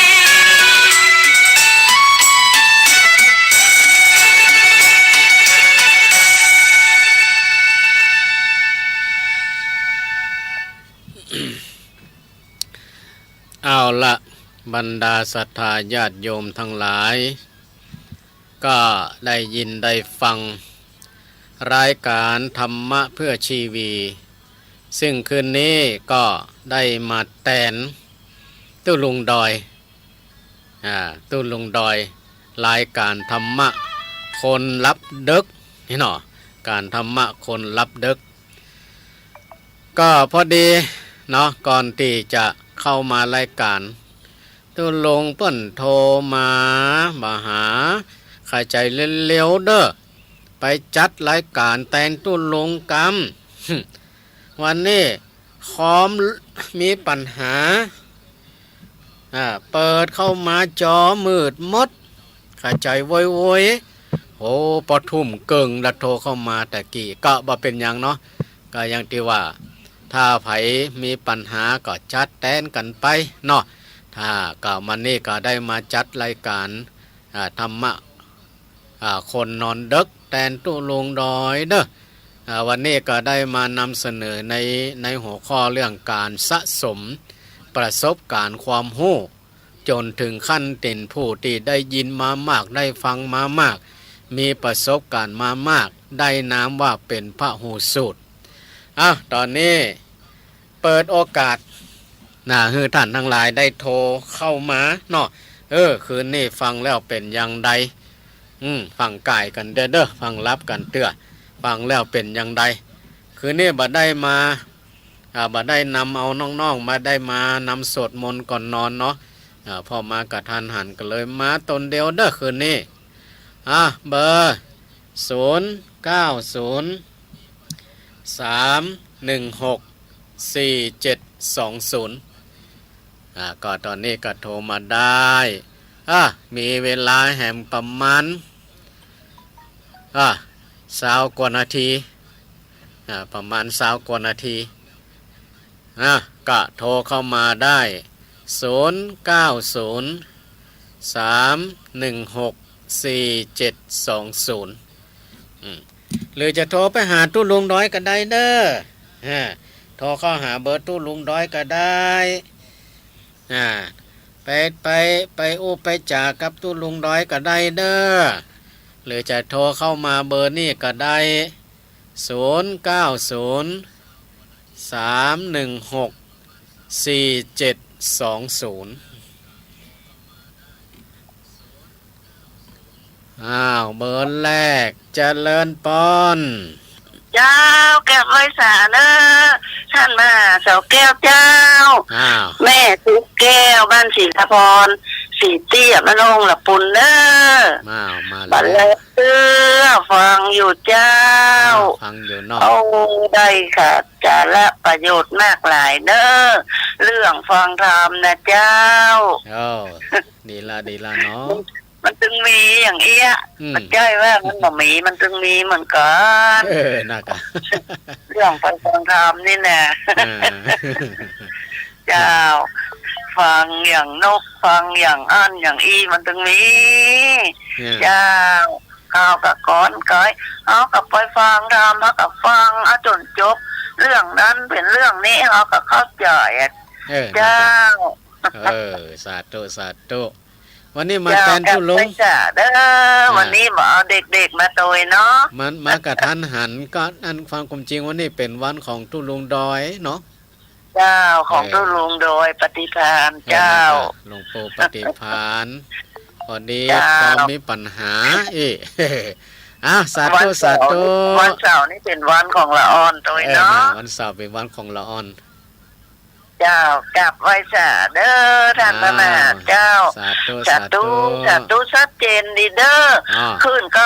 98.75 วัดห้วยต่องสักนะเจ้าสา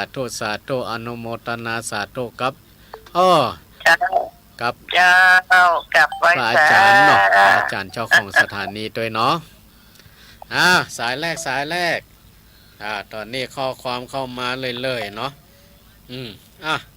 ข้อความมันจนกันเฮ้ยเข้ามาเลยเนาะเข้ามาเลยเจริญปอนเจริญเจ้าเสียงดังก้อยเนาะเจ้าโทรมาจากแม่ลิมเจ้าโทรมาจากแม่ลิมเนาะแม่เนาะเจ้าดอนแก้ววิลเลจเจ้าชัดเจนเนาะแม่เนาะเจ้าชัดเจนดีวันนี้เป็นมวยแตนวันนี้เป็นมวยแตนหลวงตา หลวงตาความจริงสุขภาพมีปัญหา แต่วันนี้คอมมีปัญหา เออห้องมากระทันหันเด็กกี้นี่เหลือเวลา10 นาทีห้องไปออกแตนกำอีก เจ้า สาธุเดิม ทันเนอ สาธุสาธุ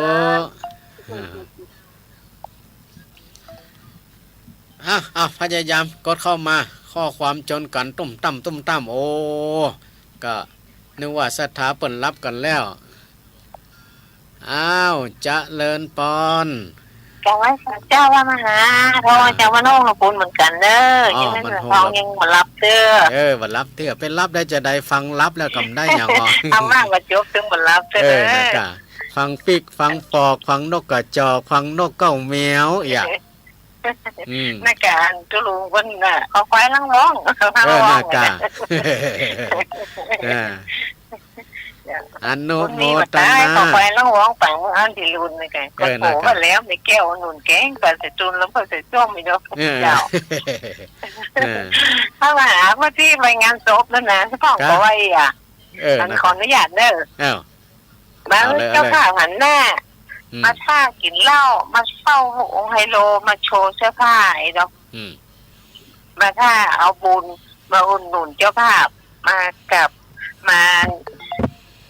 นี่ก็มากินลาบมาใกล้แจ้งมาแกล้งเป็นเกลือมาเสิร์ฟอาหารมาผ่านเจ้าภาพมากับซบมาลบล่อมาพอเมียเจ้าบ้านเนี่ยมาตามประเพณีมาจีบแม่ครัวมามัวกินเหล้าเนี่ยมาเฝ้าเอาแกงมาใส่แหง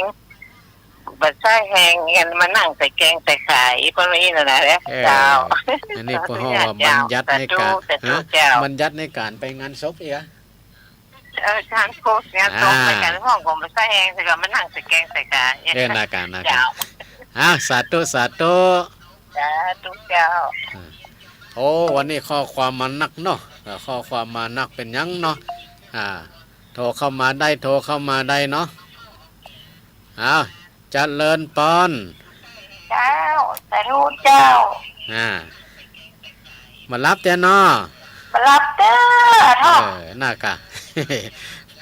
จะไปฟังแบบนกกระจอกแล้วนกเก้าแมวมันได้เนาะเจ้าตั้งใจฟังมันก็ได้ประสบการณ์ไปเรื่อยๆโลกเจ้าจากครูบาอาจารย์พระนักจักรายการกู้ตนกู้องค์เนาะความโหความเข้าใจมันก็ได้เพิ่มขึ้นสาธุอนุโมทนาเด้อแม่เด้อมีไหนเนี่ยโทรมาใหม่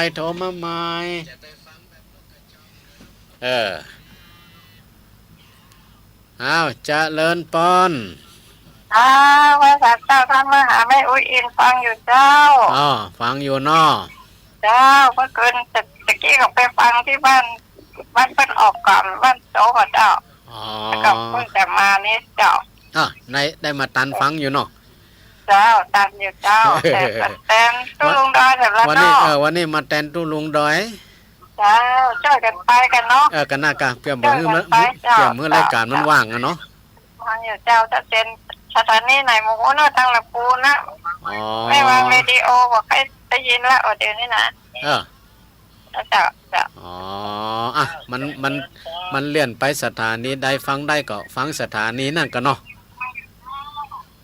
สาธุอนุโมทนาอันนี้แม่อินเนาะแม่อิน0903164720สายต่อไปจะเดินปอนมาจากการเจ้าจากที่ไหนยายพรบ้านร่องวัวแดงสันกำแพงยายพรบ้านร่องวัวแดงสันกำแพงในวันนี้มาแทนทุลุงดอยแล้วทางสถานีวัดไฟหินเนอสถานีวัดไฟหินถือว่าก็เป็นสถานีลักเนาะเจ้ามาแทนทุลุงดอยวันนี้มาแทนทุลุงดอยลุงดอยอันคอมเปิ่นคอมมีปัญหา เปิดแล้วหน้าจอมืดมดอีก เจอก็ฟังคุณเจอได้นะ อ่า เจอแล้วมาช่วยฟังอย่าง มันบัดตันมาต้องวันเสาร์วะเนาะ ได้ วันเสาร์วันเด้อ อ้าว สาธุเด้อแม่เด้อ อ้าว วันนี้ก็มาแตนตุลุงดอยเนาะสายต่อไปจะเลินปอน เจ้ากับพระสาเจ้าท่านพระมหา เป็นจังใดคืนนี้ เจ้ากับเหมือนกันนั่นน่ะเนาะตนได้กับเหมือนกันหมดอ่ะ นั่นน่ะไฟมีปัญหาติดธุระอันยังก็ออกแตนกันไปเนาะเพียงบ่ฮือมันว่างเนาะ เจ้าเป็นอย่างอะไรเงี้ยเสียงตนได้ก็ได้อ่ะเจ้า ก็ดีแล้วเนาะแม่เนาะ ก็มีสาระเหมือนกันหมดเจ้าสาระนัก ดีละเนาะแม่เนาะ เจ้า อนุโมทนาเด้อ เจ้ากับพระสาเจ้า โทรเข้ามาวันนี้ข้อความเข้ามานักเนาะมันจนกันเด้อฝากข้อความเอาสายต่อไปเจริญปอน แม่แจ๊คหาเจ้าทางแม่ จากที่ไหน แม่มาเหลือนเส้นต่อวังเหนือลำปางเจ้า แม่เรียนแสนต่อวันนี้ฟังสถานีได้นี่ ทั้งเจ้าชิดเจ้าเจ้า ก็ ทั้งคืนนั้นวันนี้เจ้าได้มา ดอยหมอกเนาะวันนี้เนาะ103.50เนาะ เจ้า ชัดเจนเนาะแม่เนาะ ชัดเจนดีเด้อ ดีละเนาะแม่เนาะแม่เรือนแสนต่อ เด้อ เจริญปอนนะแม่เด้อ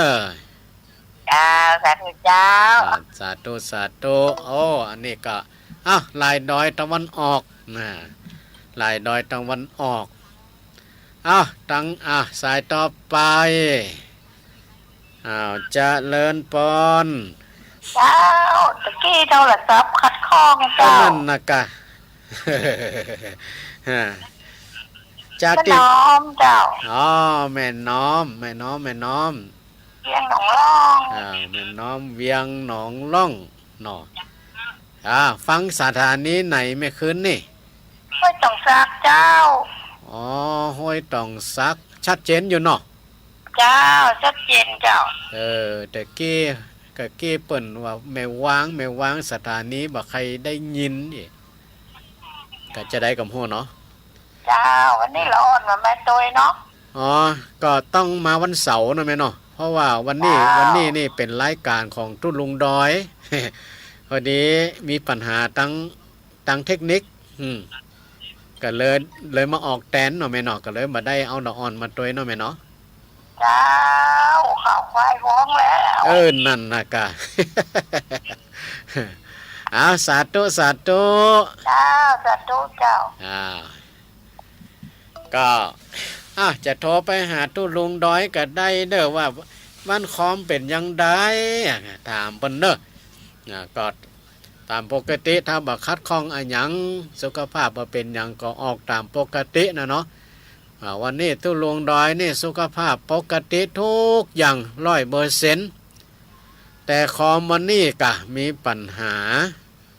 จะมาเข้ารายการมาเปิดนี่จอมืดมดอย่างกับไฟมันบอกเข้าอีกก็เลยบอกห้องกูไปออกแตนกำเด้อขัดใจโวยเหลือ15 นาทีสายต่อไปจะเลินปอน เจ้ามาจากเมืองพานเจ้า เมืองผานบ้านอย่างแม่ เมืองพานก็หายแก๊สมดเนาะที่แม่พรทิพย์คนเดียวแล้วหนองบัวไตเด้อของดารุณีเจ้าโมไตของดารุณีเนาะ เดือนนี้มาตรการใบสาท่านมหาเสาแก้วเจ้าก็เจ้าแม่นละวันนี้มาจัดแตนตุ้ลุงดอยลุงดอยนี่เดือปุ่นยกแข่งยกขาเป็นอย่างปกติเนาะมาแตนกุเตียกจัดวันเสาร์เนาะเราล่าทางมหาสมชาติที่มาถึงเวลาที่แล้วเนาะยัง มาชนชาตินี่ เก่งเนาะทำมาสมชาติแล้วก็ นะกะ แข็งแรงมันโดยแล้วมันมีเป็นนี่กูดันกูไปเนาะ เปิ่นมันเดิน เออ เปิ่นมันเดินทุดง ใช่ไหมเนาะ นะกะมันก็เลยสุขภาพแข็งแรง คุณอู้ม่วนอู้ดีใส่หัวก็ม่วนอู้ทำดีเปิ่นเนี่ยได้อ่ะท่านมาเจ้าแก้วเก่าหล่อนมาสวดดีเนาะ ก็ น่ะโอ้ดีละมีธรรมะอย่างนี้นะยายก็ฟังยายอายุ85เป็นกระดูกทับเส้นเนาะ อ๋อน อนอยู่นี่แบบติดเตียงเก่าที่เด็กติดเตียงเดี๋ยวนี้ออกกำลังกายเนาะ อ๋อ ไปกิ ดี น ละ ยา เนาะ เปลี่ยนละหมื่นปลายดีได้เชียงตัง เอาวันธรรมโอสถรักษาตัวเอง นั่นน่ะโอ้ธรรมะเลย ธร กั รมโอสถ เนี่ยมีศีลมีธรรมะมีศีล5ข้อครบหมดเลยเจ้า นั่นแหละโอ้นั่นแหละมันสบายใจสุขภาพกาย โอ้มันสบายใจแต่ถึงว่าได้ไปไหนนะแต่ว่าภาษาที่จะไปเลยจะไปวัดอะไรหาพระเจ้าอะไรหาพระสงฆ์ที่เป็นตรวจย้ายไปย้ายกับไปนั่งเก้าอี้ตรวจตัวยันอาจารย์เต้าจกเลยนะอย่างนี้ในตรวจย้ายสกุลนะดีละอนุโมทนาด้วยเด้อแม่เด้อ ตู้ลุงคนบอกว่าแต่ต้องอายอันตรวจตัวไอ้เปิ่นอายมันหยัง โอ้ยอายนี่หยังบางคนอาจจะอายเนาะซึ่งว่าดังกะว่าแอมได้ยินอย่างกะนั่นแหละจังว่าโตอาจารย์นั่นก็ว่าอีนี่นาสกาเลน่าเขาก็ว่าทุกคนจนเท่ากันเนาะน่ากะบางอย่างมันบ่ได้เปิ่นก็ว่าน้ำนี่กะเดี๋ยวจบเลยยัดน้ำจบออกวัดเลยสบายปุ๊บดีละชุดขาวนะกูถึงชุดขาวเนาะชุดขาวอันมี3ชุดอะไรติ้งใจไม่วันไปติ้งใจนี่จ้างกับไปส่งกันนะจ้าง8 มา8 ตี6 โมงเขามาหับรถซาเล้งเนาะ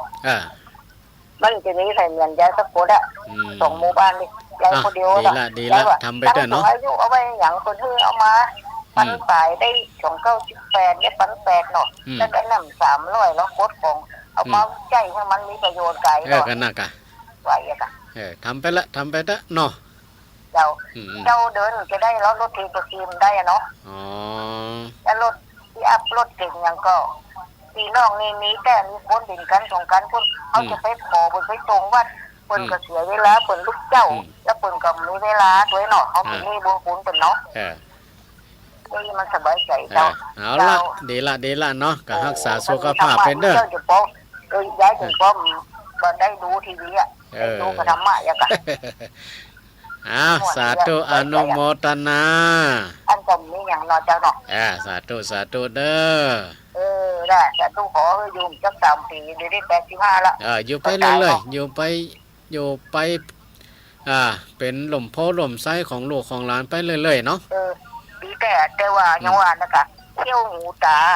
สมองยังไม่ได้กะก็มันดีก็ดีกะเนาะกะสาธุเด้อสาธุเจ้าสาธุนี่ก็เมืองพานโอ้วันนี้ฝากข้อความมันนักเด้อสายต่อไปเจริญพรจะไปสาท่านพระมหาเจ้านึกว่ารับแล้วมันรับเจ้าฟังอย่างนี้ก็จะได้มันนั้นสักสัญญาณมันนี่เดี๋ยวฝากข้อความวันนี้เปิ่นโทรมันนักวันนี้เปิ่นโทรมาเข้ามันนักนะเฮ้ยเจ้าข้อความโทรก็โทรตกติดนี่กะดีละติดแล้วติดใจแล้วยังบ่รับเตือ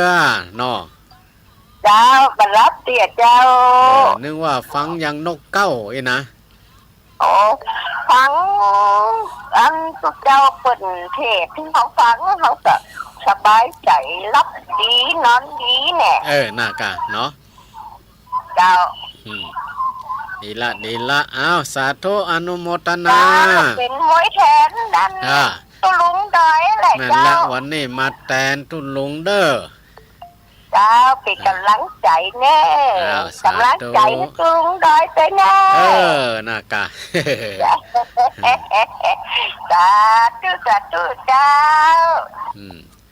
ตุลุงป่นก็ฟังอยู่ด้วย เปิ้นก็ล้อฮับโทรศัพท์เหมือนกันว่าจะมีไผโทรไปหากออีวะกะความจริงเปิ้นก็สุขภาพร่างกายก็แข็งแรงบ่เป็นหยังบ่เจ็บบ่ไข้บ่เมื่อยเนาะแต่พอดีมีปัญหาตั้งคอมบ่ได้เนาะ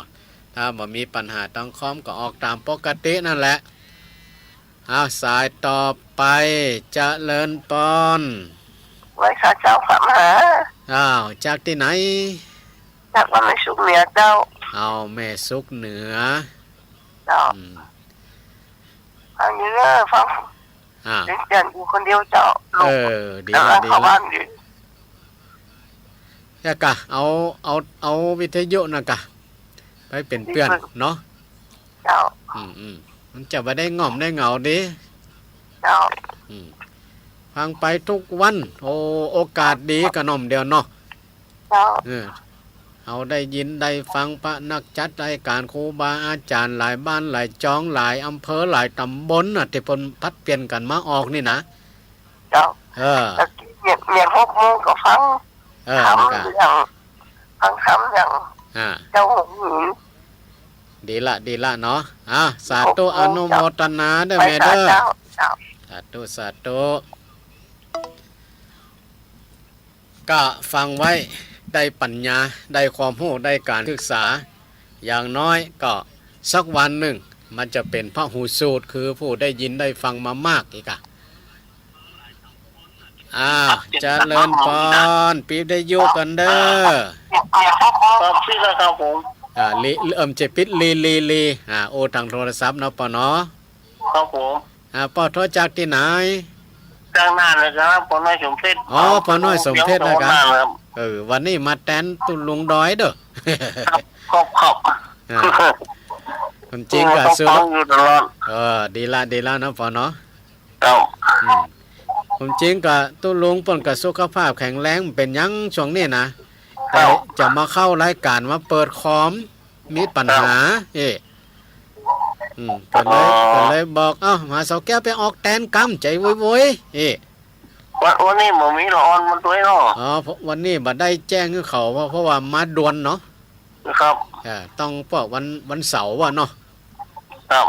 วันเสาร์อนุโมทนาเลิศปอเดอร์ครับผมอันนี้ก็ตัวแทนตั้งน่านเก่ามาแล้วตอนนี้ก็เวลาหมดเวลาแล้วเนาะนี่ก็จะต้องขออนุโมทนากับตั้งเจ้าของสถานีทุกสถานีโดยเฉพาะก็คือตังเวียงเป่าก็มีสถานีวิทยุดอยหมอกเรดิโอ 103.50 เมกะเฮิรตซ์สถานีวิทยุแม่ขจันโมเดิร์นเรดิโอ 94.50 ที่ได้ถวายเวลาแล้วก็สถานีวิทยุในคลื่นสีขาวทุกสถานีโดยที่ได้ถวายเวลาเพื่อการเผยแผ่พระพุทธศาสนาในค่ำของคืนวันนี้ที่ได้มาแตนตุลุงดอยเด้อก็ขอได้โดยพระอานิสงส์ในการฟังธรรมฟังเทศน์ฟังธรรมในค่ำคืนวันนี้ก็ขอกราบอาราธนาเอาคุณของพระพุทธพระธรรมพระสงฆ์คุณงามความดีจงมาอภิบาลรักษาให้บรรดาศรัทธาญาติโยมทั้งหลายเจริญไปโดยอายุวันนะสุขะพละปฏิภาณธนสารสมบัติจะคิดจะทำสิ่งใดที่ผิดศีลผิดธรรมเพชรขนบประเพณีของกฎหมายบ้านเมืองแล้วก็ขอให้สมดังความมุ่งมั่นปรารถนาทุกคนทุกท่านเถิด